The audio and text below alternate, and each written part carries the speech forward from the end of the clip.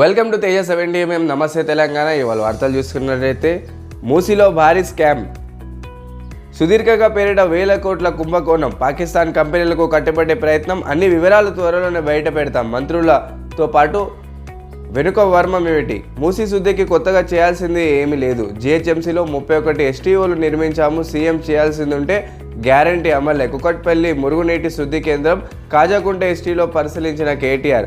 11.86 ఎకరాల్లో 171.57 కోట్ల నిధులతో బీఆర్ఎస్ హయాంలోనే నిర్మాణం.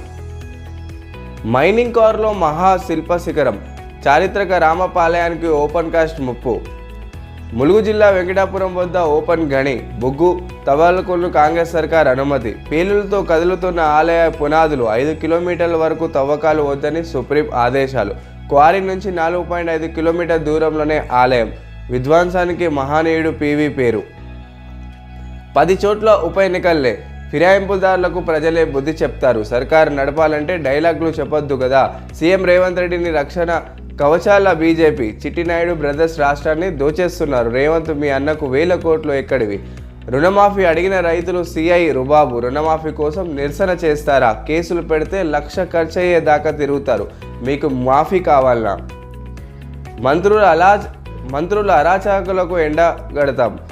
విచ్చలవిడిగా కాంగ్రెస్ నేతల అవినీతి. నల్గొండ బీఆర్ఎస్ సమావేశంలో కేటీఆర్. స్థానిక అంశాలపై పోరాడతామని వెల్లడి.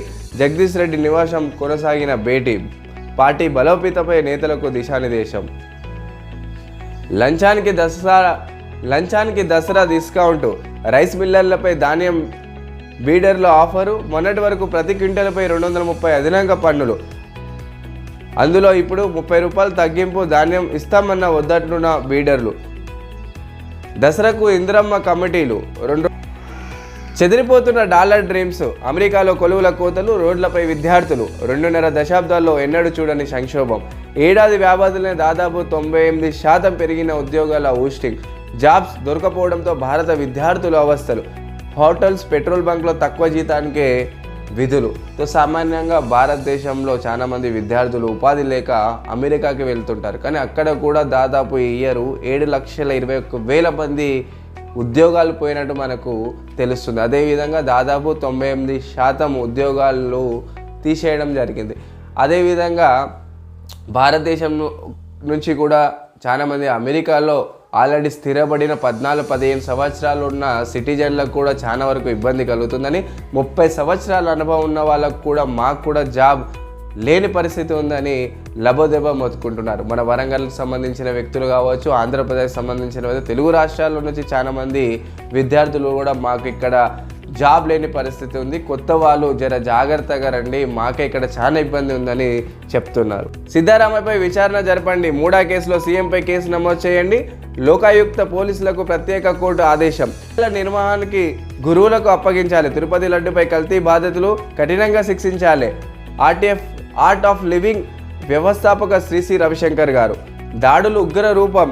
ముసైద్ ఆఫీస్పై హిజ్బుల్లా దాడి. ఇజ్రాయెల్ దాడిలో 51 మంది మృత్యు. జడ్జి మనసు ఆత్మనిష్టంగా ఉండాలి. దేశంలో ఏ విభాగాన్నన్నా పాకిస్తాన్ అని అనకూడదు. కర్ణాటక జడ్జి వ్యాఖ్యలపై సుప్రీంకోర్టు మందులుపు. సామాన్యంగా చూసుకున్నట్లయితే భారతదేశంలో ఏ రాష్ట్రాన్నన్నా ఏ జిల్లాలట కూడా పాకిస్తాన్ అని పిలవకూడదు. దీనికి సంబంధించిన సుప్రీంకోర్టు ఒక కర్ణాటకలో జరిగిన మన కోర్టు విషయంలో ఈ వ్యాఖ్యలు చేయడం జరిగింది. భూభ్రమణంపై త్రిగోర్జన్ ప్రభావం. 2 సెంటీమీటర్ల పక్కకు ధ్రువల స్థానం. సామాన్యంగా మనందరికి తెలిసిందే, కరోనా మహమ్మారి వారా యావత్ ప్రపంచంలోనే అల్లకల్లోలం సృష్టించాయి. కానీ ఇప్పుడు ఈ చైనాలో ఒక డ్యామ్ వల్ల భూభ్రమణ వేగం తగ్గుతుందని ఒక తాజా నివేదికలో తెలిసింది. చైనాలో యాంగ్జీ నది మీద నిర్మించిన త్రిగోర్జన్ డ్యామ్ వల్ల మన భూభ్రమణం 0.06 మిల్లీ సెకండ్లో వేగం అనేది తగ్గింది.